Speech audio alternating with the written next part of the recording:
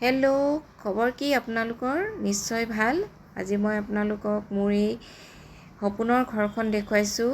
সপোনৰ ঘৰখন কৰিবলৈ যাওঁতে অনেকখিনি বাধা বিঘিনি পাইছোঁ। তথাপিও এই বাধাখিনি নেওচি আজি কামত আগবাঢ়িছোঁ। এয়া মোৰ সপোনৰ ঘৰখনৰ আজি প্ৰথম চিৰিটো আৰম্ভ কৰিছোঁ। এই চিৰিখন আৰম্ভ কৰিছোঁ 12টা ষ্টেপৰ সৈতে। এয়া মই আপোনালোকক দেখুৱাইছোঁ।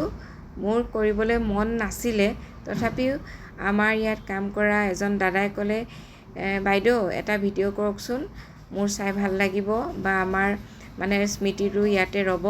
তেওঁলোকৰ কথা মই পেলাব নোৱাৰি এই ভিডিঅ'টো কৰিলোঁ। ইয়াত 6টা ৰুমেৰে এই সপোনৰ ঘৰটি বনাবলৈ লৈছোঁ। আপোনালোকে আশীৰ্বাদ কৰিব।